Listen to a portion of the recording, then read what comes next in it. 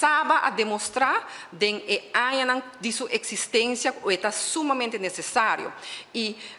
também sabe a demonstrar que durante anos a quantidade de cliente não a conciliação em todo caso a diferente maneira como Maika indicar tem mais problema não complexo problema não com demência 75% de cliente não tem demência também não tem uma combinação de 5 para 6 maleza não crônico. Me dá para pensar que nós vai visita na Saba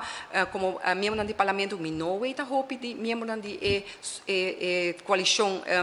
essa não está sostener no governo a nós toda tem em todo caso a high informação e segundo me tá tem de não anto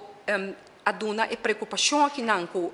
dado momento sabe a flui com não tá duna pleegzorg não tá duna verpleging pakiko para sobre e patiënt não tá requerir essa aqui e carta com a lesa do nos líder com tempo e acaba minister Visser a duna seu consentimento para isso sostém assim na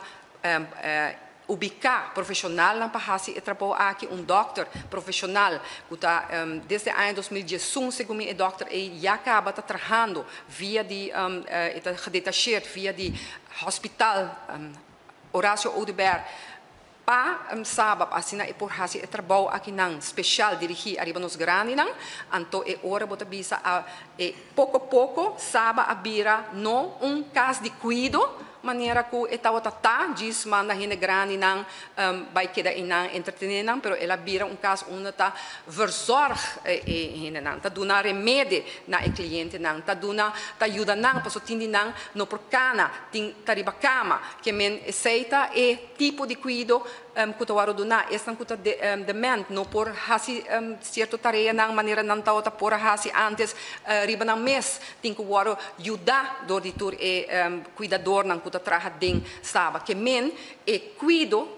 a bira a transformar su mês em verpleging então é hora bota bisa essa nota algo que diretor a inventar ou profissional lang na sabe não essa está cliente nang nos pueblo e por bisa também que for de contesta nang com minister mês aduna na parlamento a base de pergunta nang kawar kasi ela 13 para dilante que desde ano 2018 tem em total 181 cliente que a meld na mesma na centro de memória pessoal já botem que busca cifra no caminho então essa que a subir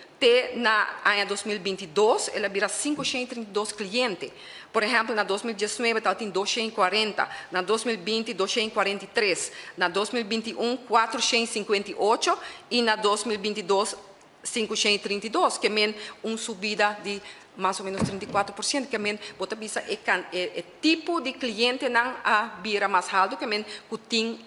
se não trabalha no centro de memória, que não tem problema com de memória,